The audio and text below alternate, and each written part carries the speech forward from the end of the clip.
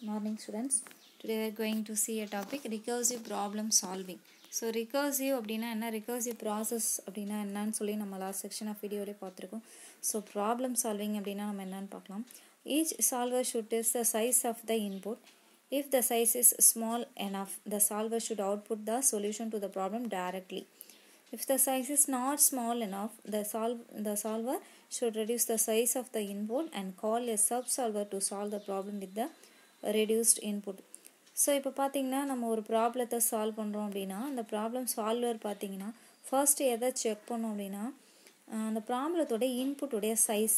So அந்த ப்ராப்ளத்தோட இன்புட்டுடைய size ஸ்மாலாக இருந்துச்சு அப்படின்னும் போது ஸோ டேரெக்டாக அந்த ப்ராப்ளத்தை சால்வ் பண்ணி அதுக்கான சொல்யூஷனை டேரெக்டாக அவுட்புட்டாக நமக்கு வந்து டிஸ்பிளே பண்ணிடும். ஓகே, சப்போஸ் அந்த ப்ராப்ளம் வந்து ஸ்மாலாக இல்லை அப்படின்னும் போது ஸோ ரொம்ப பெருசாக இருக்குது அப்படின்னா அந்த ப்ராப்ளத்தை சால்வ் பண்ணுறதுக்கு ஸோ அப்போ என்ன பண்ணுறாங்கன்னு பாருங்கள், reduce the size of the input அப்படின்னு சொல்லியிருக்காங்க. அப்போ அந்த ப்ராப்ளத்தை சால்வ் பண்ண அவருடைய இன்புட் சைஸை வந்து குறைக்கணும் இல்லையா. ஸோ அப்போ இன்புட் சைஸை எப்படி ரெடியூஸ் பண்ணலாம் அப்படின்னா அதுக்கு சப்சால்வரில் நம்ம ரெடி பண்ணிக்கலாம். அப்போது ஒரு ப்ராப்ளத்தை நம்ம வந்து ஸ்ப்ளிட் பண்ணுறோம். ஸோ அப்படி ஸ்ப்ளிட் பண்ணும்போது நமக்கு சப்சால்வர்ஸ் வந்து நிறையா கிடைக்கும். இப்போ ஒவ்வொரு சப்சால்வராக நம்ம டிவைட் பண்ணும்போது அதோடைய இன்புட் சைஸ் வந்து கம்மியாயிடும். அப்போ ஈஸியாக நம்ம ஒவ்வொரு சப் ப்ராப்ளத்தையும் நம்ம வந்து ஈஸியாக சால்வ் பண்ணலாம் இல்லையா. ஸோ நம்ம சால்வ் பண்ணும்போது ஒவ்வொரு சப் ப்ராப்ளத்தையும் சால்வ் பண்ணும்போது ஃபைனல் ஸ்டெப் வரும்போது நமக்கு வந்து ஃபைனல் ஆன்சர் கிடைக்கும். அந்த ஃபைனல் ஆன்சருக்கான இன்புட் சைஸ் வந்து அப்போ என்னவாயிடும்னா சைஸ் வந்து லோவாக மாறிடும், ஐ மீன் கம்மியாயிடும் சைஸ். ஓகே, அப்போ நமக்கு ஈஸியாக அவுட்புட்டை நம்மளால் கேதர் பண்ணிக்க முடியும். ஓகே, ஸோ இந்த மெத்தடை ஃபாலோ பண்ணி தான் நம்ம வந்து ரிகர்ஷன் மெத்தடில் ப்ராப்ளத்தை சால்வ் பண்ணிகிட்ருக்கோம். ஸோ இதுக்கு ஒரு எக்ஸாம்பிள் கொடுத்துருக்காங்க பாருங்கள். Solver algorithm can be expressed as length of sequence. Okay, so 1 அப்படின்னு கொடுத்துருக்காங்க. அடுத்தது 1 + length of tail அப்படின்னு கொடுத்தாங்க. If sequence has only 1 customer. நம்ம ஏற்கனவே ஒரு ப்ராப்ளம் பார்த்தோம் இல்லையா. ஸோ ரிகர்சிவ் ப்ராசஸ்லேயே நம்ம பார்த்துருக்கோம். ABCDன்னு சொல்லிட்டு ஒரு 5 person வந்து ஒரு க்யூவில் நிற்கிறாங்க. ஸோ அதில் வந்து அந்த க்யூவோட லென்த் என்ன அப்படின்றத நம்ம ஃபைண்ட் அவுட் பண்ண பார்த்தோம். ஸோ அப்போ 1A அப்படின்னும் போது பி கிட்ட கேட்குறாரு எத்தனை பேர் நம்ம அந்த லைனில் இருக்கணும். அடுத்து பி வந்து சி கிட்ட கேட்குறாரு, சி டியில் கேட்குறாரு, டிஇ கிட்ட கேட்குறாரு. அப்போ இ என்ன சொல்லுவாருன்னா நான் 1 இருக்கேன். ஸோ அப்போ சி என்ன சொல்லுவாங்க, சாரி டி என்ன சொல்லுவாங்கன்னா ஏற்கனவே எனக்கு பின்னாடி ஒருத்தர் இருக்கார், இப்போ நான் 1 + 1 2 இருக்கேன் அப்படின்னு சொல்லுவார். அடுத்து சி கிட்ட போனோடனே ஸோ பேக்கில் 2 இருக்காங்க, நான் 1 3. ஸோ இந்த மாதிரி ஃபைனலாக 5 அப்படின்னு நமக்கு ஆன்சர் கிடச்சிச்சு இல்லையா. அதே மாதிரி தான் இப்போ அந்த க்யூவில் ஒருத்தர் மட்டும் இருக்காருன்னு வச்சுக்கோங்களேன். அப்போ என்ன பண்ணுவாங்க, ஈஸியாக அந்த ப்ராப்ளம் சால்வ் ஆகிடல. பார்த்த உடனே ஒருத்தவங்க தான் இருக்காங்க, அப்போ டைரக்ட் அவுட்புட் வந்து நமக்கு கிடச்சிது. ஸோ அதே மாதிரி தான் இங்கே வந்து சொல்கிறாங்க. ஓகே, இங்கே வந்து நம்ம கொடுக்குற இன்புட் வந்து 1 தான். இப்போ ரொம்ப ஈஸியாக இருக்குது. அப்போ ப்ராப்ளம் ஈஸியாக நமக்கு சால்வ் பண்ணிட முடியுது. அதுதான் இங்கே சொல்லியிருக்காங்க. To solve a problem recursively, the solver reduces the problem to sub-problems and calls another instance of the solver known as subsolver to solve the sub-problem. So அப்போ வந்து ரிகர்சிவ் மெத்தடில் நம்ம என்ன பண்ணுறோம், அந்த ப்ராப்ளத்தை சால்வ் பண்ணுறதுக்கு இந்த ப்ராப்ளத்தை ரெடியூஸ் பண்ணுறோம். ஓகே, ஸோ ரெடியூஸ் பண்ணுறது எப்படின்னா சப் ப்ராப்ளமாக நம்ம ரெடியூஸ் பண்ணுறோம். அப்போ தான் நம்ம என்ன பண்ணலாம் அப்படின்னா ஸோ நம்ம வந்து சப்சால்வரை போய்ட்டு கால் பண்ண முடியும். ஸோ ஒவ்வொரு சப்சால்வர் கால் பண்ணும்போது அதோட இன்புட் சைஸ் வந்து நம்ம குறைஞ்சதுன்னா நம்ம ப்ராப்ளம் வந்து சால்வ் ஆகிடும். The input size to a sub problem is smaller than the input size.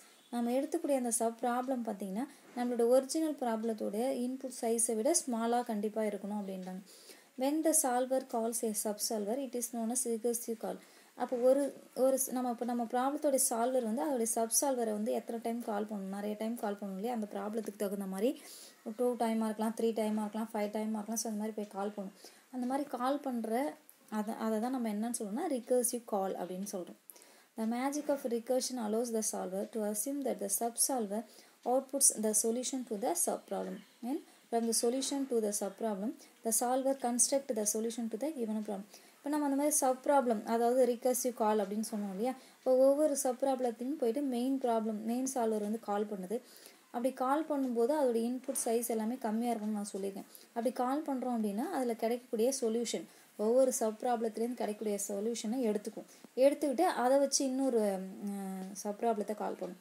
So அந்த மாதிரி கால் பண்ணிகிட்டே வருது சால்வர் அப்படின்னா ஸோ அதை வந்து லாஸ்ட்டாக நமக்கு பார்த்திங்கன்னா அந்த ஒவ்வொரு அவுட்புட்டையும் என்ன பண்ணுவோம்னா அதை யூஸ் பண்ணி நம்மளுடைய மெயின் ப்ராப்ளத்துக்கான சொல்யூஷனை கன்ஸ்ட்ரக்ட் பண்ணும். யார் அப்படின்னா subsolver. Okay, as the subsolver go on reducing the problem into subproblems of smaller sizes, eventually the subproblem becomes small enough to be solved directly. Without recursion. அப்போ ஒவ்வொரு சப் ப்ராப்ளமாக நம்ம டிவைட் பண்ணிகிட்டே வரும்போது ஸோ ஃபைனலாக நம்மளுடைய ப்ராப்ளத்துக்கான ப்ராப்ளம் வந்து சின்னதாக போயிடும் இல்லையா. ஸோ ஸ்மாலாக பண்ணோன்னே இன்புட் சைஸ் இப்போ சின்னதாக கிடச்சிரும். அப்போ ஈஸியாக நம்மளால் அந்த ப்ராப்ளத்தை வந்து சால்வ் பண்ணிக்க முடியும். இதில் வந்து 2 ரிகர்சிவ் சால்வர் கொடுத்துருக்காங்க, பேஸ் கேஸ் அண்ட் ரிகர்ஷன் ஸ்டெப்னு. பேஸ் கேஸ்ன்றதான் நான் ஏற்கனவே சொன்னேன், the problem size is small enough to be solved directly, output the solution. There must be at least one base case. Base கேஸ்ன்றது ஒரு ப்ராப்ளம் வந்து ஸ்மால் ப்ராப்ளம் இருந்துச்சுன்னா டைரெக்டாக அதுக்கான சொல்யூஷனை வந்து நம்ம ஃபைண்ட் அவுட் பண்ண முடியும். அதுதான் வந்து இங்கே சொல்லியிருக்காங்க. அதுவே ரிகர்ஷன் ஸ்டெப்னா என்ன சொல்லியிருக்காங்க, the problem size is not small enough, deconstruct the problem into a sub-problem strictly smaller in size than the given problem. இதான் நம்ம ஏற்கனவே பார்த்தோம். ஸோ ரெக்கர்சிவ் ஸ்டெப்னா என்ன அப்படின்னா, நம்ம கொடுக்குற ப்ராப்ளம் வந்து ஸ்மாலாக இல்லை ரொம்ப பெருசாக இருக்குது அப்படின்னும் போது அதை வந்து நம்ம டீகன்ஸ்ட்ரக்ட் பண்ணுறோம். டீகன்ஸ்ட்ரக்ட் பண்ணி சப் ப்ராப்ளமாக நம்ம டிவைட் பண்ணிட்டோம். அந்த மாதிரி டிவைட் பண்ணக்கூடிய சப் ப்ராப்ளம் பார்த்திங்கன்னா நம்மளுடைய மெயின் ப்ராப்ளத்தோடைய இன்புட்டோடைய சைஸை விட சின்னதாக தான் இருக்கணும் அப்படின்னு சொல்லியிருக்காங்க. Call a sub solver to solve the sub problem. So ஒரு சப் சால்வரையும் கால் பண்ணி நம்ம சப் ப்ராப்ளத்தை சால்வ் பண்ணுவோம். Assume that sub solver output the solution to the sub problem, construct the solution to the given problem. ஒவ்வொரு sub சால்வருடைய அவுட்புட்டையும் எடுத்து நம்மளுடைய மெயின் ப்ராப்ளத்துக்கு தேவையான சொல்யூஷனை நாம் இந்த சால்வருடைய அவுட்புட்டை எடுத்து கன்ஸ்ட்ரக்ட் பண்ணி நம்ம மெயின் ப்ராப்ளத்துக்கான சொல்யூஷனை கண்டுபிடிச்சிருவோம் அப்படின்றாங்க. ஓகே, ஸோ ரிகர்சிவ் ப்ராப்ளத்துக்கான டெக்னிக்கை இங்கே கொடுத்துருக்காங்க. Solver input is small. So ஸ்மாலாக இருந்துச்சுன்னா ஓகே அப்படின்றதுக்காக இங்கே கொடுத்துருக்காங்க. So construct solution. ஸோ சொல்யூஷனை டைரெக்டாக நம்ம உருவாக்கிடலாம். எல்ஸ் அப்படி இல்லைன்னா அப்போ நம்ம ப்ராப்ளம் வந்து ஸ்மாலாக இருக்காது, அதோட பெருசாக இருக்கும் இல்லையா. So find sub problem of reduced input. அப்போ சப் ப்ராப்ளமாக நம்ம டிவைட் பண்ணோம். So solution to sub problem equal to solver for each sub problem. இது எப்படி அசைன் பண்ணுறாங்க, நம்மளுடைய சப் ப்ராப்ளத்தோடைய சொல்யூஷனை வந்து எதுக்கு அசைன் பண்ணுறாங்க, ஸோ ஈச் சப் ப்ராப்ளத்தோடைய சால்வர் ஓகேங்களா, ஒவ்வொன்றையும் சால்வ் பண்ணி அதை வந்து சப் ப்ராப்ளத்தோடைய சொல்யூஷனாக நம்ம கொடுக்கணும். அப்போ கிடைக்கக்கூடிய சொல்யூஷனை வச்சு தான் ப்ராப்ளத்தை நம்ம என்ன பண்ணணும், சால்வ் பண்ணணும். அதுதான் சொல்லுவேன், construct solution to the problem from solution to the simple. So சிம்பிளாக ஒரு அல்காரிதமாக அப்படி கொடுத்துட்டாங்க பாருங்கள். ஸோ இவ்வளோவும் நான் பார்த்தோன்னே அதை சிம்பிள் வேர்ட்ஸில் அல்காரிதமாக கொடுத்துறாங்க. So whenever we solve a problem using recursion, we have to ensure these two cases. In the recursive step, the size of the input to the recursive call is strictly smaller than the size of the input and there is at least one base case. So இதான் நான் ஏற்கனவே சொன்னேன், அதுதான் தேர்வு repeat பண்ணியிருக்காங்க. So இன்னொரு example பாருங்கள், the recursive algorithm for length of a sequence can be written as.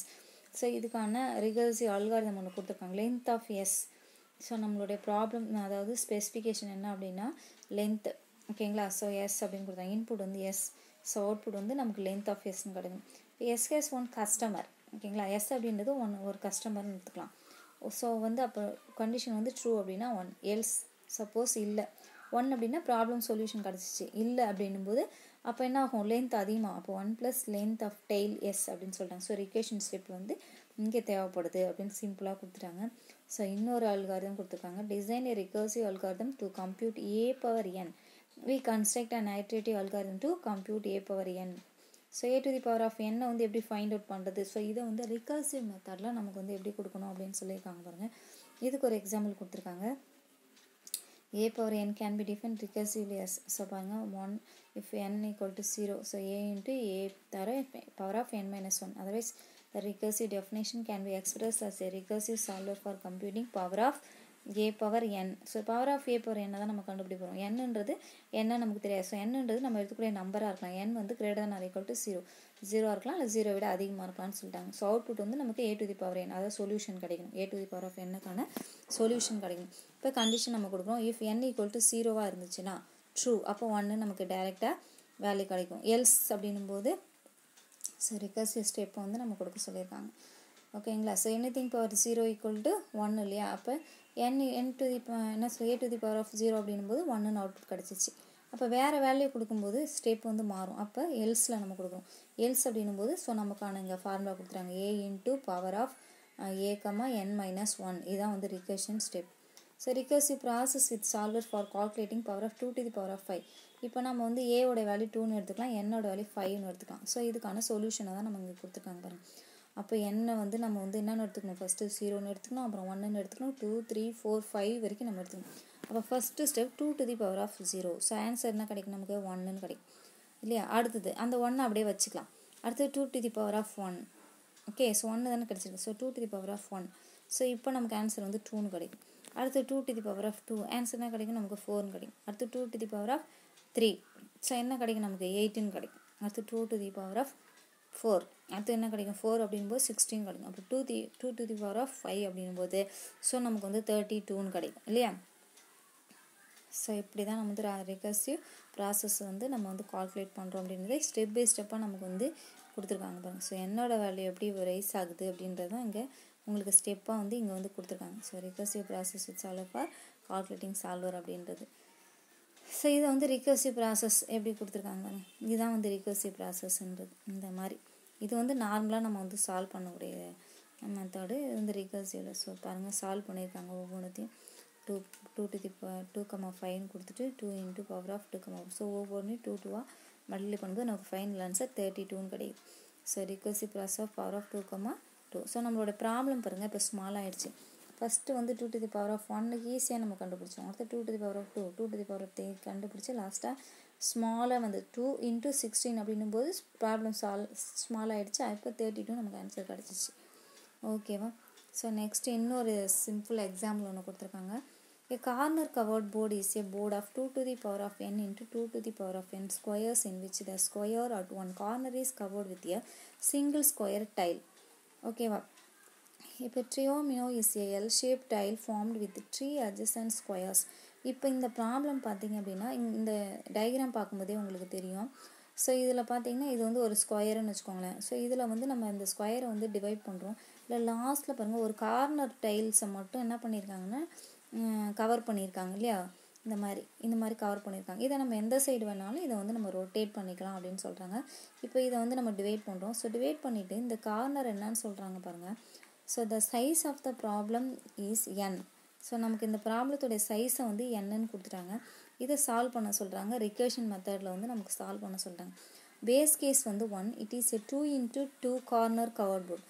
So 2 கார்னரை வந்து நம்ம வந்து கவர் பண்ணுறோம். ஸோ இந்த மாதிரி கவர் பண்ணும்போது நமக்கு வந்து என்ன மாதிரியான சொல்யூஷன் வந்து நமக்கு கிடைக்கும் அப்படின்றாங்க. இதில் இன்னும் என்ன கொடுத்துருக்காங்கன்னா இந்த recursion step divide the corner covered board of size 2 to the power of n into 2 to the power of n into 4 subboards.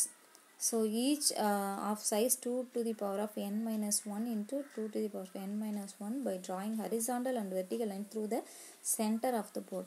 இப்போ இந்த போர்டை என்ன பண்ணிட்டாங்கன்னா ஒவ்வொரு 4 டிவைட் பண்ணிவிடுங்க.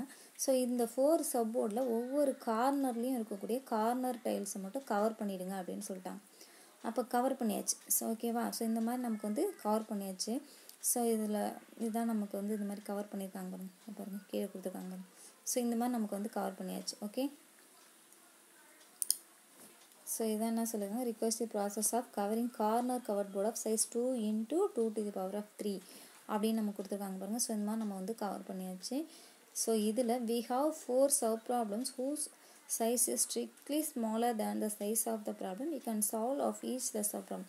இந்த மாதிரி நம்ம கவர் பண்ணும்போது என்ன அப்படின்னா நமக்கு வந்து ஒரு எல் ஷேப்பில் வந்து டைல்ஸ் வந்து கவர் பண்ணுற மாதிரியான ஷேப் கிடைக்கும் பாருங்கள். அந்த மாதிரி கவர் பண்ணக்கூடிய அந்த எல் ஷேப் வந்து நம்ம கார்னரில் கவர் பண்ணியிருக்கோம் பாருங்கள், அதோட வந்து அது வந்து டச் ஆகக்கூடாது. ஓகேங்களா? ஸோ அது மேலே கவர் பண்ணக்கூடாது. அந்த மாதிரி வந்து இதை வந்து செப்பரேட் பண்ணணும். இந்த ப்ராப்ளத்தை வந்து அந்த மாதிரி செப்பரேட் பண்ண சொல்லியிருக்காங்க. ஸோ அதுதான் வந்து இந்த மாதிரி செப்பரேட் பண்ணோடனே நமக்கு இந்த மாதிரி ஒரு அவுட்புட் வந்து நமக்கு கிடைக்கும். ஓகே, ஸோ இது வந்து 4 சப் ப்ராப்ளமாக இருக்குது. இதோடைய சைஸை வந்து பார்த்திங்கன்னா நம்ம ஸ்மாலாக டிவைட் பண்ணிட்டோம். 4 ப்ராப்ளமாக இது ஒரு ஸ்கொயர், இதை 4 ஸ்கொயராக நம்ம டிவைட் பண்ணதால் இந்த மாதிரி நமக்கு கிடச்சிச்சு. இதில் tile corner covered board size வந்து என்னன்னு எடுத்துக்கலாம். ஓகேங்களா? லாஸ்ட்டில் கவர் பண்ணியிருக்கோம்ல அது n = 1. அது வந்து 1 பேஸ் கேஸாக எடுத்துக்கலாம். அப்போ cover the square with 3 triomino. So இதில் வந்து 3 கார்னர் வந்து கவர் பண்ணியிருக்கலையே எல் ஷேப்பில், அதை வந்து நம்ம வந்து ட்ரிமினியோ அப்படின்னு சொல்லுவோம். ஸோ அதுக்கான ஸ்டெப் தான் கொடுத்துருக்காங்க. ஸோ ரிகர்சிவ் ஸ்டெப்பில் divide board into 4 boards of size n-1. Place a triomino at center of board, leaving out the corner covered such board. Tile such subboard of n-1. The result recursive process covering a 2 to the power of 3 into 2 to the power of 3 corner covered bodies. So அதை வந்து எப்படி சொல்கிறாங்கன்னா 2 to the power of 3 into 2 to the power of 3 அப்படின்னு நமக்கு கிடைக்கிது அப்படின்னு சொல்கிறாங்க. ஒவ்வொரு போர்டுக்கும் இந்த மாதிரி கிடைக்கிது அப்படின்னு சொல்கிறாங்க. ஓகே, ஸோ இவ்வளோ தான் நமக்கு வந்து சாப்டர் 8 கம்ப்ளீட் ஆகிடுச்சு. ஸோ ஃபஸ்ட் வால்யூம் நமக்கு கம்ப்ளீட் ஆகிடுச்சு.